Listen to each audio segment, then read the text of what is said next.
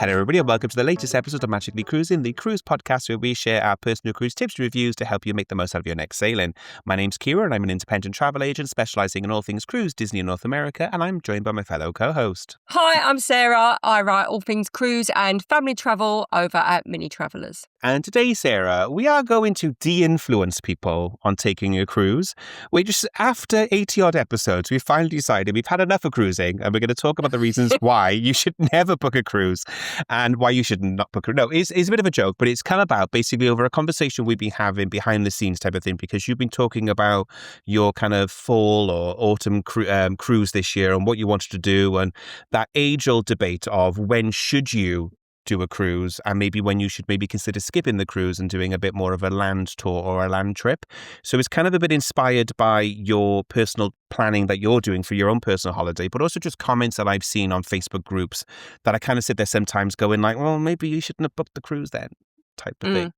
So it was a bit of a general conversation, but also based on that of kind of like what your trip is and why you're choosing to not take a cruise. But also sometimes when it may be better to consider not taking that cruise and maybe looking at a land holiday. So the cruise lines are going to hate us for this because we should always be saying, book that cruise, get on that ship. But there are times where maybe a land holiday or a land and cruise holiday may be a better fit for you. Yes, definitely. Yes. Obviously, we love cruising. We've been on God knows how many cruises. I've lost count type of thing of how many cruises I've been on. But there are times where sometimes it is better off, isn't it, to kind of do a bit of a land break, especially if you maybe want to go and explore a destination where the cruise ship can get to. But also if you're maybe looking to do a more intensive kind of exploration of a region or a state, particularly in your case where you're going to America, or if you want to do more of an intensive kind of tour of a country, then maybe it is better to skip the cruise or use the cruise to bridge your trip, which maybe I can add on to with the trips we've got planned this year then maybe. I've sort of been talking about this on and off for a year because it's one of the boys' 21st and he really wanted to go. Well, one wanted to go to LA to either Disney or Universal. The other one wanted to go to San Francisco. So we thought, right, we'll do a cruise that does both. But then our preferred cruise lines are Royal Caribbean and Celebrity. The Celebrity ship that's cruising is quite an old ship, which would be fine for me and Chris. It's a ship that's been renovated. It's lovely. Yeah. But I think for the boys, because they're 21 and 25, I think we want to start with a bit more life. Royal Caribbean cruises, we're going to Mexico from there. So it was waste of time. Yeah. We found a cruise on NCL, but it was only in San Francisco for one day. And my concern was that that port got cancelled. So I was really worried about that. And then there was Princess, but I don't know if that's really the boys' vibe as they've got older. So we just kept looking at it and I kept saying to you, didn't I? And you've sat with me for so many times and priced up cruises. And we looked at it but my heart wasn't in it. It just wasn't in that cruise because I just thought, if we're on that ship and they cancel San Francisco, we're all going to be gutted. And we all know that cruise ports can get cancelled. No, so we've decided to do a road trip. And that's the key thing type of thing. I think before you look at the logistics of whether it fits the itinerary you're trying to achieve and things like that, I think that's kind of a key starting point as well of if you're going somewhere and the bucket list destination is one of the port stops, that is probably a reason to not consider a cruise or to be very, very careful in putting all your heart into kind of, I only booked this cruise because I was visiting this port. And that's where, when you mentioned this, I was like, that's actually a really good episode for a podcast because I saw a comment in a Facebook group where Royal Caribbean cancelled a port due to a medical emergency of all things. So they had to delay sail away. So they had to skip one of the ports and they chose to skip Grand Cayman. And some customer was in a Facebook group, which why people complain in Facebook groups about things cruise lines do is a mystery to me. But she was complaining, saying like, this is disgusting. I'm never sailing with Royal Caribbean again. The only reason why I booked this cruise is because I wanted to go to Grand Cayman. And it's like, maybe book a flight there and book a hotel because then you know you're definitely going to Grand Cayman because it is in the cruise contract and it's always annoying when it happens, but cruises can cancel ports. So if it is a bucket list, you've got your heart set on the Leaning Tower of Pisa and all this type of thing, don't book a cruise purely for this bucket list destination without at least knowing behind the scenes that it could get cancelled, unfortunately. Yeah. I mean, I might be wrong about this, but I think in the Med, I feel like you're a bit safer because we don't have the hurricanes and all that, do we? But that you say that was a medical emergency. Yeah. And I think for me, you know that we've been cruising since the boys were little. It's my favourite thing to do. But you get a taster of places, don't you? So like when we did Key West last year, from that, we now want to do a Florida road trip. So I think it's I think for me, what I've actually started to accept, which is like I've been a bit addicted to cruising, is it's okay not to go on a cruise. You can do a road trip as well. Yeah. And we're still doing a cruise. We're doing a cruise in May. Mm. But yeah, for this trip, I mean, and what that's done is that's evolved into, we're going to Death Valley, which you can't go to Death Valley from a No, cruise. We're going to go to no. Vegas and spend a couple of nights in Vegas. We're going to go to Universal. In the end, because of budget, it ended up between Disney and Universal. So we've gone for Universal. So yeah, we're getting to do a lot more. And that's the thing when you import, you've got a day, haven't you, to, Yeah. and that's why we always say we'll do one thing in port every time we go. And that's why places like Italy, I'm never going to see it all. But I think this way we're going to get to see so much. It's going to be exhausting because we've got to drive between where when you're on the ship, they're Yeah. going to take you. It's going to be more expensive than doing a cruise, but also I am so excited that we're going to get to see all of these places that are all on our bucket list. And that's the thing, isn't it? Like, you've got the pros and cons of it, because obviously, as Mm. you mentioned with the cruise, you obviously unpack once, the cruise turns up at the port and you get to do all that type of stuff, and you're not stressing about the logistics of your trip. The cruise takes all of that pressure off it, but there's no denying then the compromise of that is that you are limited with your kind of your immersion into the destination. It's fantastic, and we've said it so many times, like sailing around the Med and seeing multiple Mediterranean ports in 1 week. That would be a nightmare to do via a land holiday, because you'd have to take a ferry to the different. It just wouldn't be fun type of thing. But a cruise makes it fun. So there are times when cruise wins, definitely, but Yeah. it isn't a one shoe fits all type of thing. Especially with certain regions or certain parts of the world where you'll spend more time transferring by cruise ship than you would on land type of thing. And especially as you've mentioned, there are some destinations that cruise ships just can't get to, and you would either have to do it pre or post cruise, which is a great option. We talk all the time about land and sea combining it, but then sometimes it's not a bad thing just to kind of look at it and go, do you know what, it's not going to work on this trip. This is the one, and you've tried. You sent me God knows how many different cruise lines for this one, where you're just Yeah. like, what about this one? Will this one work? And it's just like, yeah, but you'd spend 4 days at sea for 2 days on land. Like, is it worth it? Yeah. No, probably not. That's it. And it has, and I've tried everything to make it fit into a cruise, but at the end of the day, cruises and deserts just don't go together, do they? No. And do you know what? I'm so excited about spending 2 nights in Death Valley. I mean, I think that's the thing as a family we're all most excited about. I mean, the boys, Vegas, they want to go to the machine gun ranges because they all shoot. Really? Not Ah, okay. clay Yeah, pigeons, yeah, yeah. not animals. But they all shoot. So they're so excited. But I'm not going. I have no interest in that whatsoever. I'll be sat by the pool. So they wanted to, but Vegas. I mean, look, last time we went to Vegas, they were too young to gamble, so they want to have a go at gambling in Vegas. We're not big gamblers, but it's going to be fun for them. Yeah. And then spending a couple of nights in and the stuff like Jack come in the other day and went, the biggest thermometer in the world is on the road from Vegas. Oh, okay.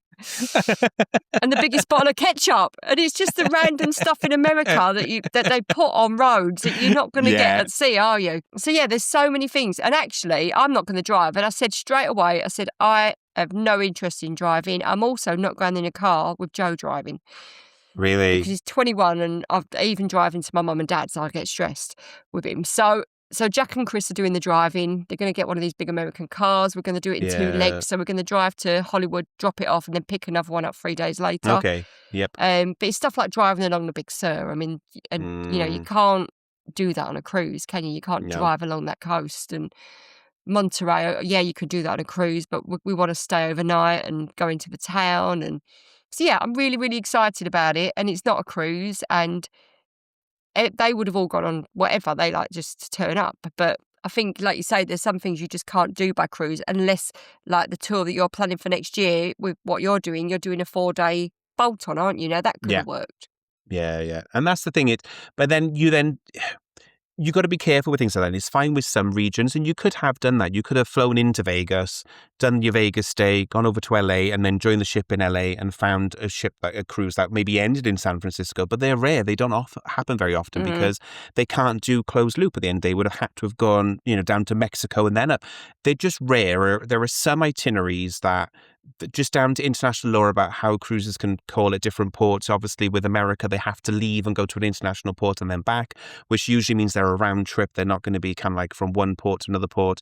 So it just sometimes logistically, no matter how hard you try, and you may want to make it work, it just doesn't happen. And we are so lucky there are so many ships and so many cruises, but not every region Mm, has the perfect fit and the perfect itinerary. And sometimes you just have to kind of go, yeah, it's just not going to work type of thing. I've thought about cruising the LA coast so many times, but and I think this is again though, this is a bit of a unique thing for maybe us from the UK because it's so far for us. It is literally the opposite side of the planet for us to get to.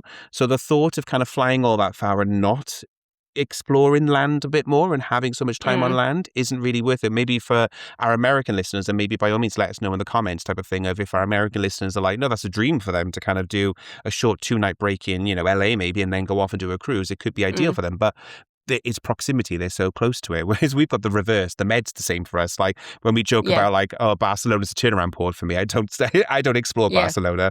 That's the difference of geography for us, isn't it? But yeah, definitely I agree. LA is so far that I would love to do a cruise, but it takes away from how much time we would spend exploring even just Los Angeles itself and visiting Mm, for us, Disney, Universal, going and doing downtown, going over to mm. Vegas, Death Valley, Yosemite. There's all those incredible places that it is almost like too much to try and do in one trip. I mean, we were going to do Yosemite and do it in a loop, but I think it was just like Mm, the 6 hours to get to it, the 2 hours to get mm. through it, the 6 hour, and I just thought, oh, I don't think that to me felt a bit too much. Yes. And we decided that actually the rest of it we wanted to spend. I said to Chris, we're never going to go back to Death Valley again. Yeah, yeah, yeah, So yeah. we're probably never going to go to Monterey again because there's other places we want to see. So you've almost got to stay a couple of nights and explore, haven't you, and get to really Yeah. see it. Well, that was the thing. We did the very same trip. So, in fact, mine and my husband's very first ever trip together was LA. We went in the deep end. We were like, let's go as far away together for as long a way as possible together for our first holiday. Like, let's do this. But when we were planning it, and I remember distinctly, we were talking about going down to San Diego for a couple of days, going to Tijuana to cross the border to say we've been to Mexico. We were going to go up to San Francisco, and then we were going to go to Yosemite, and we were going to go explore all these different regions. But we were doing 1 or 2 days, like a night stay in each of these different things. And I was like, Mm, I don't think we'll enjoy it because we're just going to literally be living from a mm, suitcase in the car. Some people, that's their idea of heaven, but I was just like, I don't think I'm going to really enjoy I'm not going to feel San Francisco. By the time we yeah, get there and get a feel for it, we'll go in again type of thing. So yeah, yeah. I quite enjoyed then that we did skim it back and we flew into LA because the flights were already booked anyway. So we flew into LA, drove straight up the coastal path highway like you're doing, Big Sur type of thing, up to San Francisco. We then drove back down through the center, through the interstate and went over to Vegas, which was incredible. We did a couple of days in Vegas and then went back then to do Disneyland as well then at the end of the trip and done a couple of nights in Hollywood as well. So we just kind of trimmed it back because we were looking at the same as well, Yosemite and this and this. And it just became like, oh, it's gonna be a whirlwind and a blur, and we're not gonna really appreciate the time we're spending here. Yeah, and I can't wait to Vegas. So I booked Vegas for Chris's 40th. Yeah, because Jack was 10, so that's 15 years Really? ago. He's Wow. 55 today. So yeah, I booked it for, and we did Vegas with the boys because actually, if you've not been to Vegas and everybody said you're mad taking kids to Vegas. So the plan Yeah. was that we booked a suite in the MGM, and that if Chris wanted to go in the casino at night, once I'd settled the boys down, I'd stay in the room with the boys and he could go to the Yeah. casino. But then but every hotel has free things to do. Yeah. So when we went, and I'm glad they've removed them, but I'm glad I've seen it. They had the lions because they were really well looked after, and they lived Yeah. on a ranch, and they loved the people they were with. But then, they may have been drugged. You don't know. But Yeah, at the yeah, yeah. time, at the time, it was a different world and a different place. Oh, And totally. Yeah, so yeah. so yeah, so the lions, they had the dolphins at. Is it the Mirage? But they weren't dolphin shows; they were dolphins in captivity, which was really nice. And Mm. then you had like Circus the Fair. They did the Stratosphere, so that there was loads of stuff you could do. So actually, we had such an amazing time just doing the free stuff in the hotels that kids can Yeah. see. So I'm really looking forward to going back this time. I want to do the Bellagio again because last time we went, you had all the pumpkins because they do the conservatory, don't they? So I Yes, it's want to go stunning, back and isn't it? see that. Yeah, I Yeah. can't wait. And I love the fountains. And other than that, I'm not bothered. I just want a bit of chill time, and they can go off, Yeah. shoot machine guns at a target, and do their things to test your own things, and I'll just leave them to it. So, but but yeah, I'm so looking forward to seeing it because it's probably changed so much in 15 years. Oh, totally. Yeah, yeah, yeah. It is. And there's so many debates. I was actually watching a documentary about it the other day. I say a documentary, a YouTube documentary about it, but they were talking about how like the changes of Vegas over time and how come it was very adult only originally. And then kind of the 90s was the big boom, wasn't it? A family travel type Mm, of thing with Disney exploding and all that type of stuff. So it became more family friendly in the 90s mm, to go to Vegas type of thing. And there's a bit of a debate now about like, is it going too far one way or the other, and like how many attractions they build in Vegas, and is it changing what Vegas was originally about? But it is a destination by all means in itself type of thing to go to Vegas. I'm glad I did it. I'm not rushing to go back personally. I think it's too much for me, and given how what I love and the over the top that I mm. love, Vegas is too much for me. I'm glad I went, but I'm not clamoring to go back. But it is incredible. It's definitely somewhere everyone should try to get to at least Yeah, once. yeah. And I think when we went, I really wasn't bothered about going, and Chris had always wanted to go to Vegas. So what we did was said, right, give me 5 places you want to go in the world, and I'll do one of them for your birthday treat. Like that's what we both did for our 40th. So I booked Vegas, and I really wasn't bothered. Now he's the one that can give or take it or leave it. I fell in love with it. I just absolutely was blown Really? away. But it's the sparkle. Everything's Yes. sparkly and bright, and Yeah. I love that. But I think the contrast of that and the desert is going to be phenomenal. That drive through the desert is probably still to this day, and is weird. The bits I remember the most about our trip are the driving. So driving through the desert to get to Vegas, but also then from Vegas back to LA, was so incredible because when they talk about like that silence is deafening. So we pulled over briefly, and I can't remember what it was, and I don't want to say it was to go to toilet. It may have been. It may have been to check. I think something was rattling on the car, and we thought we'd run something over. So I think we pulled over briefly to have a little look. Is terrifying being in the middle of nowhere where you look around for miles. As far as you can see, there is nothing but that eerie sense of silence because there's no kind of like, other than the traffic on the road, which if you time it right, there's no other cars around you, but there's nothing. There's no towns. There's no natural light. It was weirdly unsettling to kind of Mm, be surrounded by nothing for miles and miles far as you can see. But that moment stayed with me because we don't get that here. Like in the mm, UK, because of just how like urbanized we are, even in the countryside of Wales, where I'm from, even in like the rural parts, you can still see society nearby you. So that mm. for me was definitely one of those moments of like, oh, I don't think I've ever experienced this where I can't see society for tens of thousands, tens of hundreds of miles. Like, this is weird. I'm not sure about this. But also that drive at Big Sur is just stunning. Just absolutely Yeah, stunning. I can't wait for that. I'm really looking forward to it. And that's because I mean we dropped Disney from the trip, and part of me is really gutted. But Yeah. £2,500 for 2 days is just phenomenal for the tickets and the hotel. Mm, So mm, when we looked at it, and we were getting into like nearly 15,000, and we thought something's got to give. So it had to be Disney. yeah.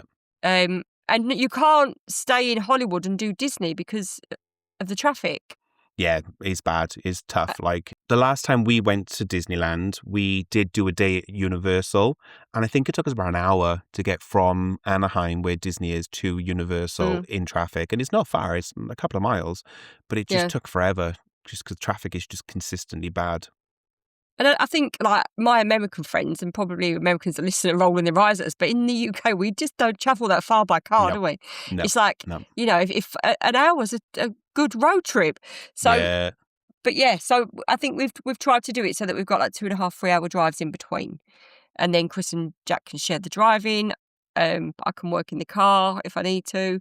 But I'm just so looking, and I love American culture. I love being there. So I'm looking forward to all of that. And I think I think we'd have missed a lot of that authenticity yeah. on a ship, because there's some places you want to go in the world, like Santorini. There's some places you want to go when you're not on a ship because it's the wrong time to do it.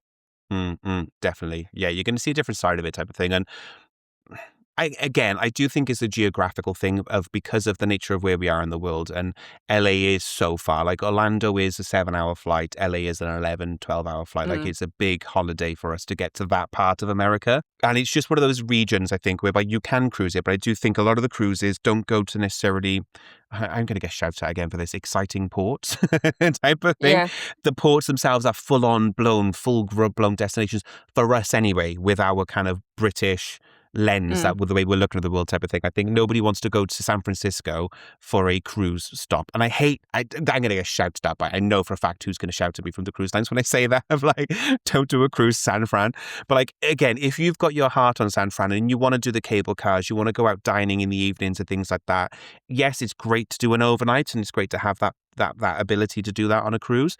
But you're going to want to do more than one night, definitely, in somewhere incredible like San Francisco. There's so much you Yeah. could do, in my opinion, coming from the UK. Celebrity Millennium did a 2-night stop in San Fran, so we nearly did that. But I just don't think there's a nightlife on there or the buzz on there for Oh, the no, for boys. the I think kids. it's Yeah. very relaxed, and they're 21 and 25. I think Yeah. it's a bit calm for them. So we did nearly do that because I think that is the best option.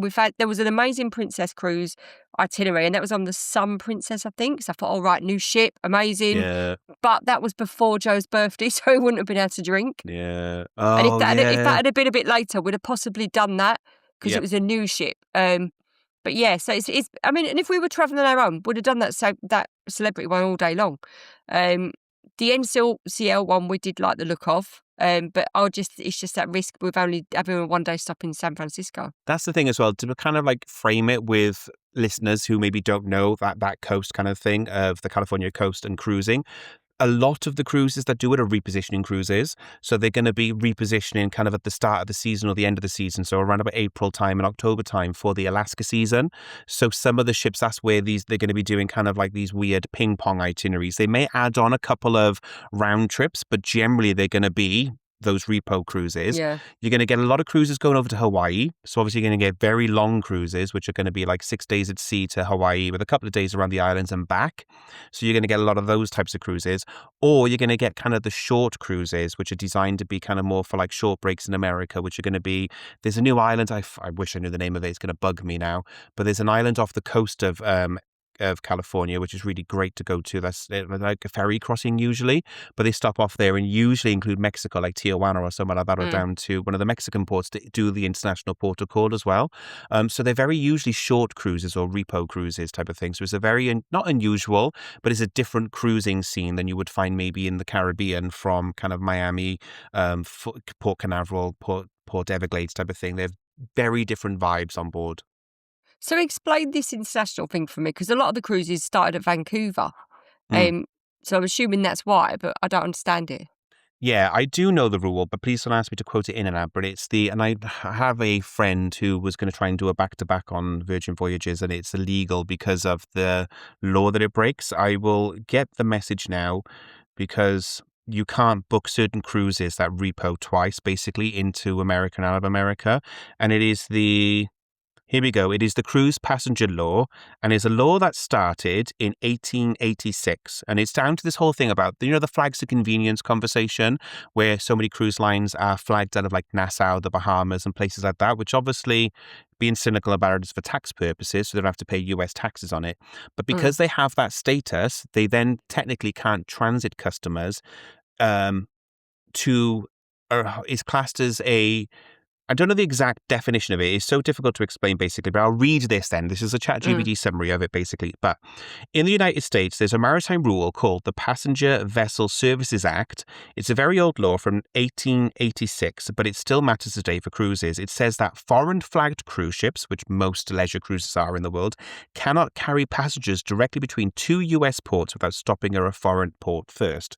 So basically, every single cruise that leaves the United States and then goes back to the United States has to call at an international port at least once on their itinerary. So that's why a lot of the repositioning cruises from kind of like Los Angeles, San Francisco will go to Seattle and do a one-way trip, or they will call at Vancouver, Canada, and then go back to the United States. This is why so many Alaska cruises, and this is where the debate about whether or not to sail from Alaska, from Vancouver or Seattle makes it different from how your itinerary is going to be. If you choose to sail from Vancouver, you are starting in Canada, calling into America and going back to Canada. So it doesn't trigger this law. Equally, if you go from Seattle, you have to call at Vancouver or Canada at least once. So there's a small port, I forgot the name of it now. I think it's something Victoria Island. Don't quote me, people listening. I do know it. I don't remember the name of it. But there is a island port. The cruise lines normally do a kind of 5-hour stop off, basically. So that, again, they can bypass this law and then go back to Seattle because they've then made their one port of call at an international port. Then they're not transiting people around America, Right. basically. There's some weird law because of the flags of convenience thing. That's why Pride of America, Norwegian Cruise Lines ship that sails around Hawaii, is home ported and flagged in America, because then technically she can sail around Hawaii and not have to make it an international port of call, basically. She's the only cruise line that can sail between the Hawaii Islands and not have to call at another country, because she is flagged and registered in the United States rather than being registered like most of the cruise ships are in the Caribbean Right. or the Bahamas. Right, that makes sense, yeah, because I've always thought, Mm. why do they do that? Why can't I just go in and out of San Francisco? Yeah, that's why. Which So they can't do like San Francisco, LA, back to San Francisco. They would have to do like one of the Mexican ports and then back to right, one of the American ports. They have to call her international port. Same with the Caribbean as well. And this is where this one wasn't allowed, because the back-to-back nature would trigger it. And it's weird because I thought a back-to-back wouldn't, because you are technically calling at Vancouver, but apparently their system links them all together. So on the one that my cousin was going to book, she would have been going from Los Angeles to Vancouver, Vancouver around Alaska, and then back to Seattle, which right. technically, as far as they're concerned, is a closed loop. I don't understand why. I thought the protocol would trigger it, but the back-to-back apparently doesn't count. I don't understand it. I've tried to argue with Virgin, but they've told me computer says no, you're not allowed to book it. Bloody hell. It's just bonkers, isn't it? But then that's why they get these flags. If you look up flags of convenience, that's the expression they call it, basically. But that's why you see so many times, Mm, like Royal Caribbean, they're all Nassau, basically, on the back of the ship, or one of the Bahamian ports, and majority of ships are. There's a handful that aren't. Like I learned that, what ship was that? Majestic Princess, weirdly, is flagged in the UK, which is rare. It's rare that you get a leisure cruise of a large size that's flagged in the mm. UK. But for some reason, Majestic Princess is. I think it's something to do with because she was built for the Chinese market. And I think there's some tax benefit again for being a flag of convenience in the UK when sailing from like Hong Kong and ports like that. Don't quote me, but I found that odd, and I haven't looked into why she was, but she was flagged in the UK for some reason. Right, I see. And the thing is then, sometimes the itinerary doesn't work for you, does it? Because of how that works, which it Yes. didn't work for us. So Yeah. hence why we're doing a road trip. But yeah, that's why they have to do those really random itineraries to kind of call her an international port, or the dates don't work because they have to abide by that law, basically, to make sure they call her one international port. And then couple that with, if you're using air miles, I mean, so we're going to have to call to book our flights, because you can't, even with the road trip, you can't book online for in one port and out, not port, in one airport out of Yeah. the other A airport. You've got to ring multi-centre. and book it.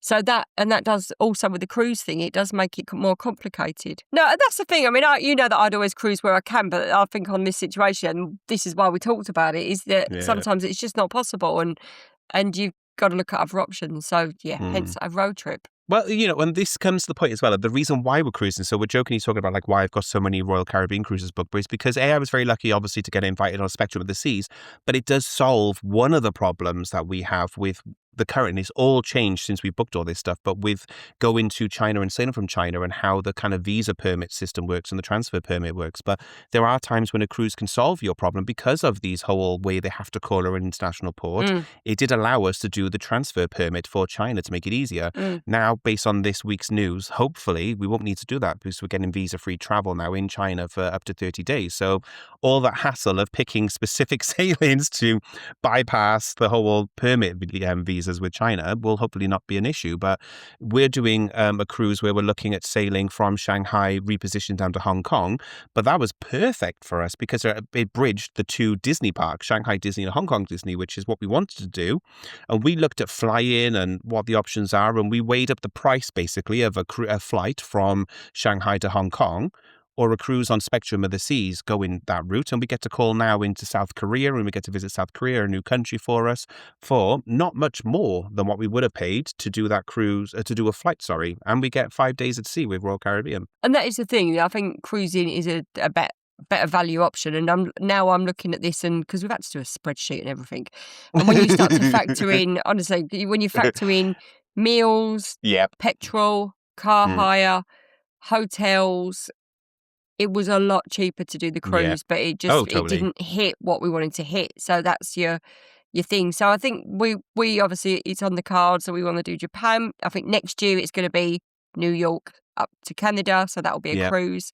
The Yeah. year after Japan, and I was so torn between a road trip and a cruise. But I think that 8-day one that you were discussing earlier, well, before Mm. we came on the call, is that if you're on an 8-day cruise, you can do a bit of exploring before and get to see a lot. And actually, I'm quite daunted about doing Japan and China. No, and that's it is. That's why it's so great, and I'm so great I had that opportunity to do it with Royal Caribbean and Mm. be hosted because it demystified a lot of sailing from China for me and visiting China, and to the opposite actually has made me a bit of a nutcase. And I'm like, hi, so can we go back to China? When are we Yeah. going back to China? Let's do another trip to China. So like, it's a bit of a spoiler alert because when we did our last episode where we were talking about things we got planned. We've changed all our plans now. We've cancelled our trip to Walt Disney World and changed it to go back to China now. So we're doing China. We're landing in China, doing Shanghai Disney, a couple of days exploring China, or more Shanghai even. We're then flying to Singapore and we're going to join Disney Adventure for the second ever sailing of the Disney Adventure from Singapore for a 3-night cruise to nowhere.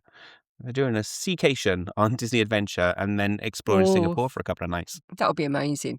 That will Mm. be so, and that's the problem, isn't it? There's so many places to travel, and I want to travel to them all. So, but you can't do it all. But yeah, so you're going with Disney cruise. Go Yeah. through your itinerary again. Yeah, so for our replacement to America cruise, and it just came down to a lot of reasons, but my heart was pulling me back to China anyway. So Phil was like, I want to try China anyway. We are, and this is a spoiler, but by the time this comes out, it'll be live, but we are hosting a tour to China in 2027. So we wanted to go back and experience some of that stuff ourselves anyway to kind of plan for that trip.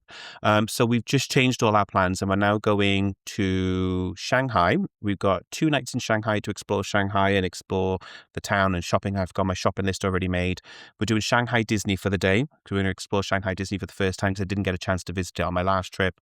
We'll then fly into Singapore because the itinerary with Spectrum didn't work out for us. We were looking at Spectrum of the Seas, but she's doing an 8-night sailing and booking it last minute was really expensive. It was like pushing $4,000 for the cruise alone to go to Japan with Spectrum. So we were like, it's above my budget for this trip. So we're going to join the Disney Adventure. So we're flying to Singapore then from Shanghai, doing a 3-night sailing on the Disney Adventure. Disney Adventure is a bit of an odd ship, so we could probably do a whole episode. And I think it'll be a great one to talk about, maybe either before or afterwards, about Mm. Disney Adventure, because she wasn't originally a Disney ship. She was originally Genting Hong Kong ship that Disney bought on the cheap when they fell through, and they've done her all up. Apparently they were originally going to spend $500 million. They've now gone and spent something like 1.2, apparently 1.3 on her. They've spent a lot more than they planned on her, basically. So she's going to be incredible. Like, everything I'm seeing now that she's launching, they're sharing stuff about her, but she is weirdly, and I'm not sure how I feel about it, but she is only doing seacations. So Right. for the entire first year, at least anyway, she's sailing from Singapore exclusively, and she is only doing 3 and 4 night sailings to nowhere, round trips. That's amazing. I'd like to experience a Disney ship. It's something I'd like to do as an adult, and even though the kids Mm. are older. I know that you love it. This is the thing I'm going to be interested in seeing. And I was chatting to Disney actually with my sales manager just this month about her. Like, it's going to be an interesting one to see because she's such an odd ship. She's nothing like the rest of the Disney fleet. She brings over some traditional Disney elements like rotational dining. She has obviously like what Disney are known for on their cruises, but she doesn't have things like Pirate Night. She doesn't have the adult-only areas like the other ships have. Like, there's a lot of features that you know and love about Disney that they're not bringing to this ship because she was never meant to be a Disney ship. They're kind of taken somebody else's ship and put Disney on her. So it's going to Right. be really interesting to see how she fits into the mix of kind of being a Disney ship. But prices, because of the nature of where she's sailing from and the booking trends for kind of how the Asians book cruises, they're very a late market. They book last minute.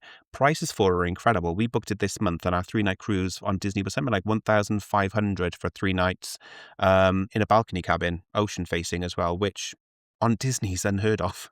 Is that for both of you? Yeah, 2 of us. Wow, that's amazing. Yeah. And that's last minute as well. Like, we're talking, we booked it like this month to sail in March. So we're talking 2 months out. I'm dying to see what you think of it. Yeah, I am as well, because I don't know anything, which is such a unique one. And I think the reason why I'm excited is I'm a hyper planner. I know everything. Like, I'm a nerd. I'm just know everything. I know a lot about a lot of things. There's nothing about this ship online, like nothing, because they put an embargo on anyone showing anything from inside. We've seen a few sneak peeks, but like, even Disney haven't really announced all the venues, the spaces. It's only now this week they've announced all the dining, all the options and what's going to be available, and kind of done some artist renderings of it. We now learned there is actually going to be fireworks, whereas for months and months and months since announcing her, we didn't think there were going to be any fireworks on board because they'd never talked about it. But now there is. There's no pirate night, but the fireworks are going to be a Lion King themed fireworks show. So it's just exciting to have something that's totally new and unique. And when does it launch? Or when? March, I want to say the 10th, 9th or And 10th is her and first you ever sailing. go, The second sailing we're doing. Don't quote me. I think the 13th our sailing is. right, oh my God, that's well exciting being on the second sailing. Yeah, I know. Okay, we get inaugural season gifts as well. We don't get maiden voyage, but we get inaugural season gifts, which I've never had before either. I loved that on Encore and Bliss. I just loved being on the inaugural. It was Mm. amazing. It It's was, going to be interesting. yeah. And it's, I suppose, for people that want to do Japan, then obviously they can follow your trip, can't they? Because you do share quite a lot on social media. So if that's something you're curious of, then people can see what you're doing and where you're up to. Yeah. Yeah, I shared a lot from our trip on Spectrum the last time we went when we did Mm. Shanghai. So I shared a lot about that and what we got to do for that one. We did get to go to Okinawa on our 4-day cruise on that one. So that was incredible. For this one, there are no sea days, but we are going to be spending some time in Shanghai Disney, and then going to Singapore. We're going to do a couple of days exploring Singapore, and then we're going to do Universal in Sentosa as well, which is Universal Singapore. So we're going to go to Universal Studios in Singapore as well. And Right. then in the fall, which again, I haven't announced this one too publicly, but we are going back to China again. And we're going to do a shorter trip in Shanghai beforehand. So we're going in literally just to go to Shanghai Disney for Halloween. And then the following day, we're joining Spectrum of the Seas to do a repositioning cruise. She was originally going back to Okinawa, but unfortunately, because of kind of political tensions between China and Japan, she's cancelled her, on the short sailings anyway, she's cancelled all of her Japan calls, and she's now going to South Korea instead, which is one of those like double-edged swords of like, oh no, I'm not going back to Okinawa, but I'm now going to Busan and going to, I can't pronounce it, but to another port in Korea as well, and then ending in Hong Kong. So we're going to Hong Kong and then doing, I think, 2 nights in Hong Kong Disney. Oh my God, that's like a dream trip. It's Mm. honestly, I'm gutted that we're not going to California Disney, but I think it's. I don't think everyone is as bothered as me. Joe would like to go. I'd like to see the cars. And he'd like to see the Cars Land, but then we're Yeah, going to Universal, and I love Universal. And if I could only choose one, then I would choose Universal. As you know, I love it. So yeah, and they've still got the Jaws ride in California, haven't they? kind of. It's the backstage tour though. It's not like the one you had in Walt Disney World, the boat Oh, ride is where it? you kind of, no, it's not. It's a weird hybrid. Right. Yeah, 'cause I love Jaws. I I'm not going to loved it. spoil it because you experience it, but do the backlot tour because that's what it's part of. But the backlot tour is incredible in Universal Hollywood. Is it? Did you? So was Super Mario World there when you went? It was, wasn't it? Or No, was they it were not? building it. And this is the Oh, irony, right? So I went and they were building it and I was gutted. I was like, damn it, I could see it. And then when we go to Universal in Singapore, they're also building Mario there as well. I'll send you pictures. I'll send you pictures from California. So, I'll send you pictures of the construction site. So, yeah. because we'll be away at the same time, won't we? Uh, Is it different October? trips. Different trips. So for the October trip, I'm not going to Universal in October. Is the Oh, right. March Okay. trip I'm going to Universal. Right. Okay. I'll still send you pictures. Me. I see we talk most days, to be honest. Like, Yeah, exactly. Me and Princess Peach. like, I hope you're having a nice time. But I'm also with Duffy and Friends, or the Asian Disney characters as well. So, Oh, do you know what I'm really excited about as well? They've got the Chocolate Emporium there, and I love the Chocolate Emporium. yeah, The it is burgers are cool. amazing.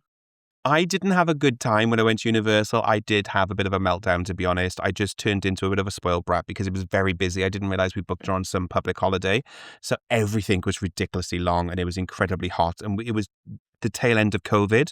So you had to wear face masks as well when you were walking around. So Yeah. I kind of just had a bit of a fit basically and sulked, and I was like the mummy, I can't be bothered to wait for it. We went into line for Jurassic World, which I really wanted to do because their Jurassic World is exclusive to them. They've got their own version, and the wait was like 2 hours and I just hit a wall. I was like, I'm hot, I'm bothered, I'm sick of wearing a face mask. I don't want to do this. I just sulked and left the park. But Oh, what you we didn't did do see, Jurassic World then? I couldn't face the 2 hours in a heated tent with bad, it was a covered Mm. marquee in really sweltering heat with a face mask on. I think I just hit peak, like, I've had enough, I need to go back type of thing. But we got to do Secret Life of Pets, which is incredible. Definitely make time to go do the Secret Life of Pet attraction there. So what is different, like, from obviously you haven't been, but what is different about Jurassic World then? So it's the Jurassic World River Adventure is the same kind of ride system as the one in Universal Studios in Florida. Just that they updated it to Jurassic World. So they've added all new special effects. You've got the Indominus Rex in there as well. So all new kind of animatronics on there. It's just like a really elevated version of the version they've got in Universal in Orlando. That said, Universal Orlando is just going down, if it hasn't already, but it is going down for a year-long refurbishment. And the big rumor is they're adding the updates that the Hollywood version has to the Orlando version, but it's just a rumor, not proof, not confirmed yet. Oh, I love that ride. I love Mm. that ride. The only ride I really don't like is Simpsons. Really? And I love it. I don't know why I go on it. It just and then last time I shut my eyes, I felt so ill. It just Do you get makes me motion sick on ill. it? Yeah, and I mean, I even took a travel sick tablet, but I mean, like, the Harry Potter rides, because they're newer, I can cope with them. I think because you're moving as well, but you're in that Mm. bloody car. And yeah, it honestly, I think the first time I went it, I had to come out and sit with my head between my knees. Really? And Does I it hit didn't you that even go on bad? Transformer. Yeah, it was awful. But this time I took a travel sick tablet and I just shut my eyes. It's when it's dropping and yeah, I I just love didn't it. like it.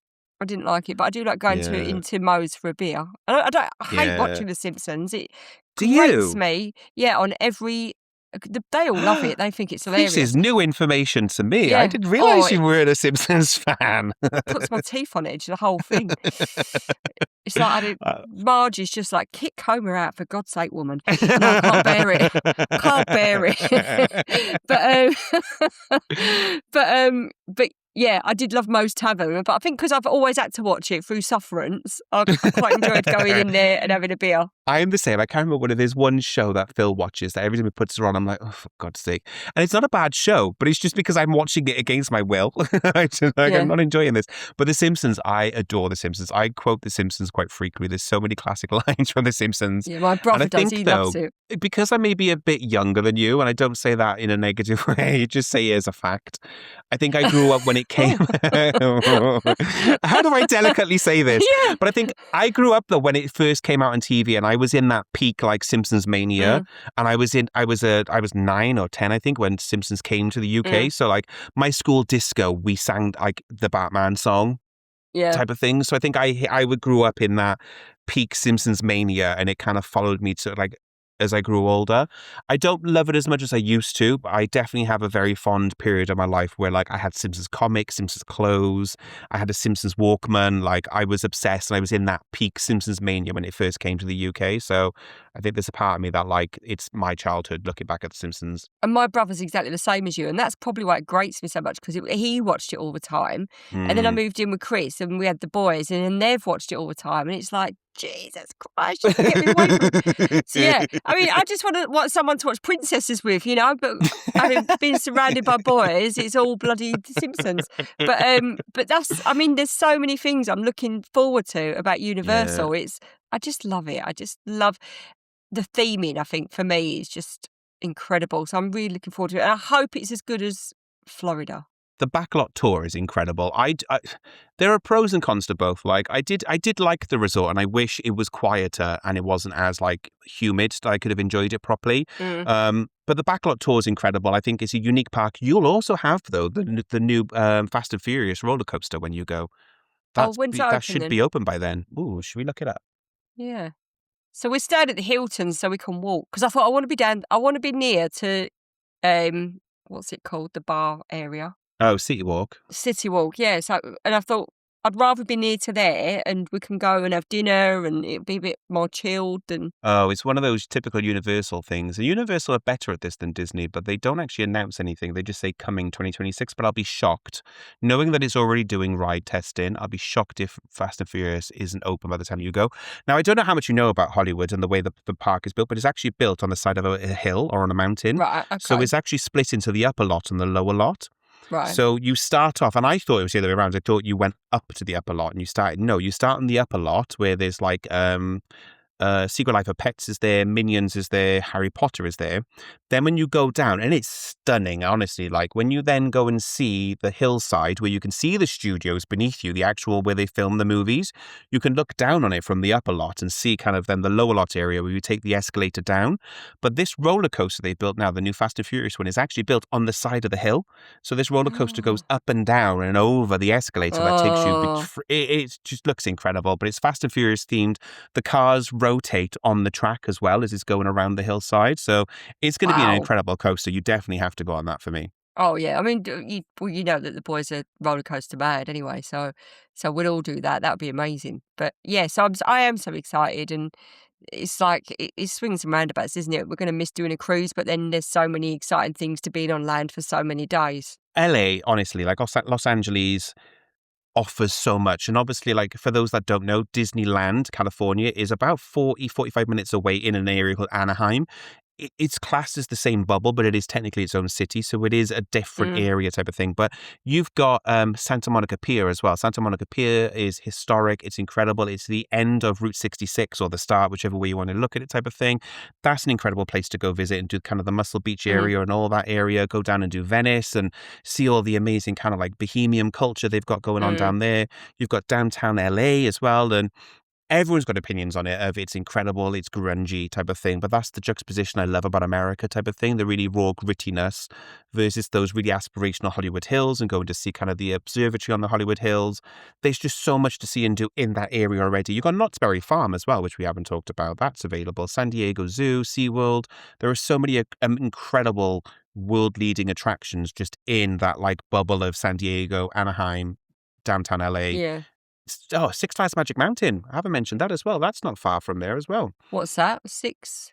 Six Flags, be careful how I say this. Six Flags Magic Mountain is a Six Flags theme park. We went to it when we went years ago. And at the time, I don't know if it still is, but it was a record holder for the most number of roller coasters in any one theme park. And at the time we went, we're talking 2020, 2012, I think me and Phil went. It had 15 or 16 roller coasters in one theme park. And we did ride all of them. And by about roller coaster 10, I was getting a bit queasy. I was like, I think I'm done now. I think I'm going off the thing of when I went to Vegas, I wasn't bothered, and when I went to Miami, I wasn't bothered. Miami was somewhere to go in and out of a cruise, and both of those places blew me away. So Yes. I'm Yeah. thinking it's probably, and I love, and people go, "Oh, Miami's grotty." It's not it's just it's vibrant and it's Yeah. spicy, and Yeah. you've got the art, the street art. I love the people, and I think if it's anything like Miami, I'm just going to fall in love with it. Definitely. I think as well, like, there's a lot to be said for not treating, and we talk about this all a lot. You're better than I am, but not treating the port as a port, if you get what I mean. It is a Mm, destination itself and making time to do it. mm, This trip in March, we are doing that. We're spending more time exploring. The trip in October, November time, we're not, unfortunately. Just we've got limited time away, and they are literally turnaround ports for us, and we're doing Disneyland either side of it. So that's naughty of us. We haven't really got much time in Hong Kong, which I'm a bit sad about. But we're going to definitely try and make the most out of it to see as much as possible. But when we go Singapore, definitely we have a lot more time. I think we got like 3-4 nights in Singapore. So we're going to try and make the most out of it and experience the culture and make the most out of it. So there's a lot to be said for extending your trip if you can do it, but it's tough when you've got long cruises. yeah, it is. So if anybody wants to do or look at your itinerary for your group cruise, Mm-hmm. which is 2026, will that be 20, live 27. 2027? 27. Yeah. Will that be live by the time this goes live to pop the link in? If I behave, it'll be live by the end of tonight. Right, I'm okay. hoping to get live by the end of tonight. So by the time this episode's edited and live, then yes, it should be live. So I'll definitely put the link below if anyone's interested in it. It is sailing. It is a limited group. There's like 20 guests plus me and Phil. So there should be 22 guests total on this group. We're keeping it small and intimate just because it makes it manageable for us. But also that's how we can kind of have that more personal service. But we've got a lot Mm, of really fun stuff included in it. Lots of secrets that we're trying not to tell too many people about that we're going to add into it. But it does involve a stay in Shanghai beforehand. It includes a sailing on board the beautiful ship that I've fallen in love with, Spectrum of the Seas, going to Japan with an overnight stay in Osaka and or near Osaka, I should say, and into Tokyo as well. So yeah, and we're going to Shanghai Disneyland as well. I'm gutted because if I wasn't doing New York to Canada next year, I would definitely do it. But that's next year's plan, and Legend, obviously. Yes, and Legend, which we're going to be sick of talking about Legend this year. I'm We'll surprised never, didn't get come up this episode. we'll never be sick of talking about Legend. We're going to do a 7-part series Yeah. podcast about Legend of the Sea. We could talk. Actually, we probably should. This is spitballing content ideas. Maybe we do a series and we do an episode per neighborhood. Yeah. Oh, I just People will be can't like, wait to go on it. And probably by the time I go on it, I'll feel like I know it because you'd have been on Yeah. it so many times. People are literally going to be like, will they stop talking about Legend of the Seas? We get For it, okay? God's sake, here we go again. Oh, there's just too many ships and too little time. There really Well, is. we were talking about this last night, me and Phil. We were like, by the end of this year, we would have been on all Virgin Voyages ships. But then we were like, but they've only got 4 ships, so that's not hard to do. We would have been on 3 of 7 launched Disney ships. So I'm like, that feels achievable. This is going to be 13 by 2031. So, okay, that's a bit trickier. Then we were like, I'm never going to get on all Royal Caribbean ships. There are currently 30 ships sailing with Royal Caribbean, and they're building ships faster than anyone else in the industry. I think MSC are trying, but Royal Caribbean are building more ships. They've just announced the new Discovery class is coming in 2031 as well. So I don't think I'm ever going to get on all the Royal Caribbean ships. Like, it's an aspiration. What have they said about Discovery? Because every time I see it, I haven't got time to read it. So what have they said about it? Officially nothing, unofficially some bits and pieces. So this is purely speculation region. I have no inside track because Royal will not tell me anything about this ship, but they have officially announced now that they've started construction of the next class of ship following Icon, Discovery class. What we do know is she's going to be a pioneering ship with regards to sustainability and ship design. So at the forefront is going to be making sure that she is sustainable and cutting edge, which Royal already do. But what they're saying is that this ship is going to rethink what cruising could be, which could be marketing speak because they say that about everything. But it could also be that they are going to try and rethink what ships could be. What we've been told off the record, and this is just like Michael Bailey himself and various kind of sales managers, senior leaders of Royal Caribbean have talked about, like the direction they want to take her to. There's a lot of speculation that this class of ship is coming online to replace some of the aging fleet in the politest way. So we're talking the Radiance class, the Vision class, those ships that have been sailing for pushing 30 years plus type of thing. But they do those really well-loved, unique itineraries like Alaska, Croatia, the Adriatic, the Greek Isles type of thing. And she goes to those kind of smaller ports that the Icon and the Oasis class, the Quantum class can't really get into. That's the big theory that's why they're pushing this new class. That's going to be a mid-size ship is the rumor. Royal haven't publicly stated any of this, but the rumor is it's going to be a mid-size ship. So we're looking possibly 3,000 to 3,500 maximum territory. Well, that'd be amazing. I do like the big ships, but it'd be nice to have a new small ship as well for those ports, because sometimes you look at those itineraries and think, I don't want to go on that ship. Yeah. Yeah, it is definitely. It's the reason why, like, Alaska's a prime example. We love sailing from Vancouver, and the ships that sail from Vancouver are usually mid-sized ships because the port's not big enough to handle an Oasis or a Quantum class ship. So there's a lot of kind of flexibility that come, and I think Royal have 2 ends of their market, if you get me. I mean, we've talked about this many times before. You've got those people that love the modern, big, large resort-style ships. They want abundance of choice, abundance of eateries, things like the other. But there's the other side of it that want the more kind of traditional, old-school style of cruising, but with a Royal Caribbean, fun, relaxed kind of approach to it type of thing. And the choices you've got are to go on the older, slightly aging out fleet for what is Royal Caribbean today. And I think they've realized there's a market for that. So definitely cater to that market and provide them something new to look forward to. And I'm hoping, that's what we're all hoping Discovery class is going to be, is this new fleet that is probably going to replace, I would say, the Explorer class. I can't see it in size, if you get me, in that 3,500 to 4,000 people.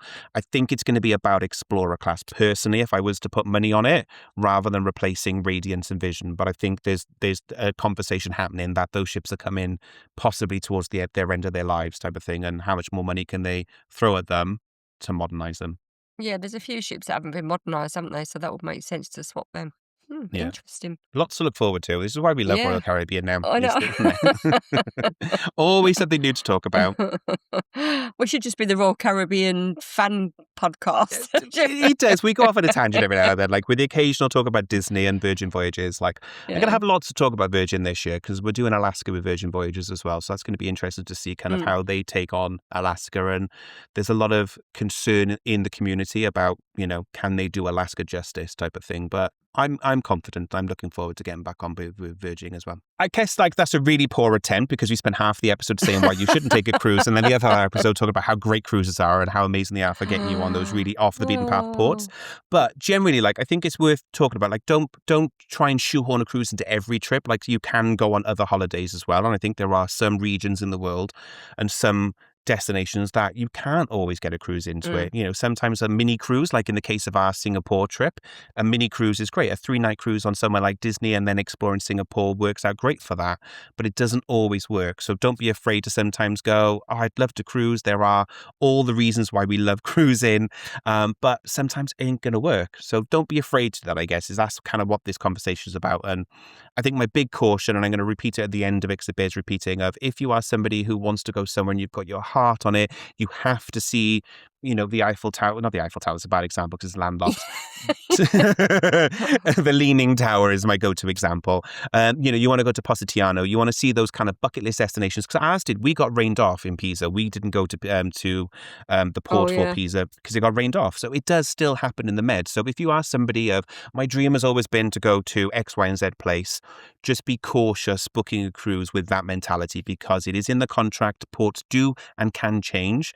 So there's that caveat, but there's also as well sometimes if you want to go further inland, sometimes a cruise may not work. So don't be afraid to just kind of give up and go land holiday it is. Yeah, and it's been a big decision for me, but I'm actually relieved that I've made it. I say it's been like a 9-month conversation you've been having about it, is. Yeah, trying to make a cruise fit into a desert, it just didn't work. But I tried everything. You've been so reluctant to let go of that cruise, but I think you just had that epiphany moment of just I think I'm going to be glad that I do in the long run because I'm going to have a better overall holiday. And I think it's just that empowering of, even if you are a massive cruise fan like we are, sometimes the cruise isn't always the answer. As much as we try to shoehorn a cruise into everything, sometimes it doesn't work. But yeah, guys, if you are ever interested in shoehorning a cruise into a holiday, then I definitely would love to help you. I could be quite creative when it suits me, but even I have my limits. But if you are interested in booking a cruise via myself, then you can find me online everywhere under magical-traveler.com, and all my social media is magical_TRVLR. And then Sarah, where can the guys find all your content, cruise guides and planning information? So if you want cruise facts and just basic information, then that'd be Cruising with Kids, where we're on MSN and there's lots of information there. But if you want reviews and actual real, how do I word this? What am I trying to say? They're like your trip reports, aren't they? Yeah, so they're like experiences, trip plans, like what to do in port, but actually what we did, not just the general researched. Then that is all on Mini Travellers, and that's all real life experience and what we've done and what we've loved and what works for us. Yeah, because I would say Cruising for Kids, you've got a lot of packing guides, haven't you? You've got a lot of menus, a lot of factual stuff. What cabins are included, what ships are what size type of thing. So it's a really great resource to kind of find out information. But I've noticed more and more, you're putting your kind of what you actually did, the places you ate and dined, and tips for what to do in the actual port. You've got some great port guides, haven't you, on Mini Travellers is where they are now, aren't they? Yes, they are. And I just found that they work there because that's a really great resource for all travel. Brilliant. Well, guys, I hope you've enjoyed that episode and enjoyed another ramble with us. I've certainly enjoyed it, so I hope you have. But other than that, guys, we'll see you on the next episode. Take care. Bye. Bye.